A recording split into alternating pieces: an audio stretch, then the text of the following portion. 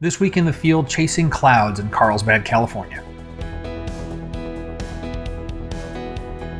Hi everyone, I'm Scott Davenport. Welcome to In the Field. Thanks for joining me today. If this is the first time you're checking out one of my videos, thanks for giving me a shot. I hope you like what you see and hear, and maybe you'll subscribe to the channel. Well, today is chasing some clouds. It was an afternoon and the skies were looking quite interesting, so headed out to Carlsbad, California. It's an area of the coast in San Diego that I don't frequent as much, but I decided I was going to give this place a shot. It's a different type of beach. It's a more, I guess I'll say subdued. It's not as rocky and so forth, but the skies were interesting, and that's what wanted me to get out there and try my hand at some longer exposures in mid-afternoon as opposed to waiting for the golden hour. So let me take you on out there and I'll show you a few things that I found. I wasn't planning on coming out and shooting today. The skies are telling me otherwise. They're textured, they're nuanced, lots of puffy clouds in the sky. That's not usual for San Diego. So hopefully I will be able to navigate this traffic jam quickly and get some great shots. It won't be a colorful sunset, and that's okay. I'll be looking at this for my black and white project, and if the colors pop out, well, I'll be there, I'll be ready, and I'll be very happy. I'm getting closer to the ocean now, and there are some significant gaps in the sky. Seeing blue out there, so maybe there will be some color in the sky after all as sunset approaches. I come down here to Carlsbad, California, and there are a couple of subjects I saw along the little drive along the coast here. There's a lifeguard tower behind me. I'm going to get some action on that. The clouds are still pretty good. They seem to be coming from inland, out over the ocean, moving a little bit northwest. And so the lighting right now is not incredibly harsh. It's bright, but there's enough of the clouds kind of blocking the sun back and forth. It should make for some good photos here. Then I'm going to head back down to the south. I saw another like gnarled old tree that looked pretty cool, so we're going to give that a shot too. I'm going to shoot facing south. The sun is northwest, and trying to shoot behind this tower is just way too contrasty. There's enough cloud cover up there, but I think it's going to make an interesting photo. So I'm going to get set up, be very close to the tower, very wide, and I'll share settings here in just a minute. All right, I am set up really close to the tower, so my camera is maybe 5 feet from the base of this tower, but I'm getting the entire tower in. Metering in at 1/250th of a second. That's at f11. I don't need a lot of depth, but I'm going to keep the aperture relatively small, so large f-stop number, because I want to drag the shutter. I want these clouds to start moving around. They are moving very slowly, kind of, if I had to describe it, it's mostly left to right in the frame, but a little bit of a north-south direction. I got to get the filters mounted up, do a couple of calculations, and then get this long exposure going. The camera's doing its thing right now, ending up with a 4-minute exposure. I was metering anywhere between 1/250th and 1/320th of a second. So erring on the side of a little bit longer of an exposure based on my last experience and having to cut things short. The shadows were clipped way too much. This scene's got a lot less shadow, so less of an issue. I'm using 2 filters, a 10-stop and a 6-stop, so 16 stops of light. This is mid-afternoon. It is really bright out here, and even that much of a cut of light is only getting me down to 4 minutes. So I'm about halfway through the exposure. I'll just wait for the camera to finish it off, review results, and see if I need to frame up any other shots. We got one more going here. This time, took the front of the tower. Tower is facing like this. A lot of this sky here. I wasn't as happy with the direction of the cloud movement.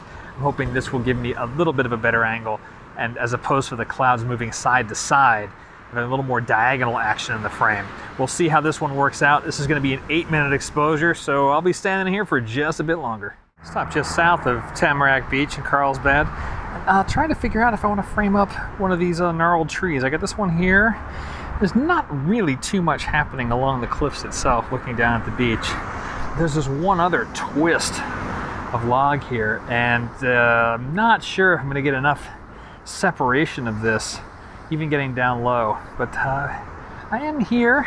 It's not far to walk. I suppose I'll break out the camera and see what we can work.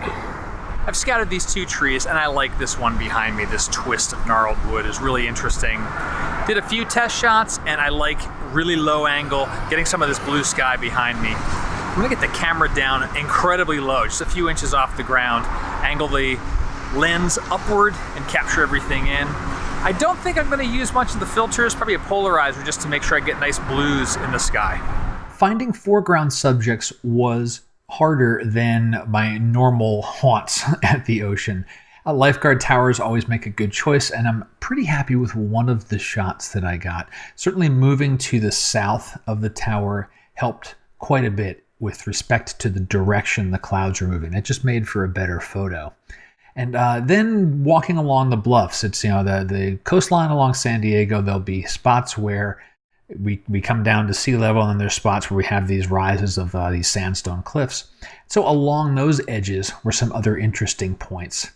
And at the end of the day, I'm glad that I went out when I did, because the sun really just kind of got swallowed up. Actually, I decided after not waiting for sunset to formally happen, started driving back inland a bit.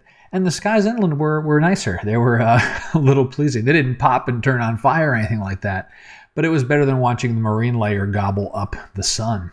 If I had to think of a tip for this week, I think it's being aware of the direction that clouds are moving if you're going to be doing a long exposure, and understanding what direction those clouds are moving and how that's going to add to your photo. In the first sequence that I did with the lifeguard tower, the movement was too horizontal, and it really competed or fought against the angles that I had framed up on the lifeguard tower. I had more diagonal framing going on, and the horizontal lines going through the sky, that didn't work as well. So needed to shift up and change that composition. It's related to another video I did about thinking in 4 dimensions when you're composing your landscape. And long exposures, that becomes quite important. You have to think about how the moving elements of your scene are going to look different when you drag that shutter or keep it open for minutes on end. Well, at this point of the video, I would normally be sharing photos and showing you the results of this outing, and the truth is I have done nothing with the photos yet. Just before turning on the camera to record this, I imported them into Lightroom, and that's as far as I've gotten with the photos. I've got nothing to show for this outing other than the behind the scenes footage. So this seems like a good opportunity for a live edit later this week. So I'll grab one that I took. We'll do a live edit on Thursday. That's when the in-post videos go up.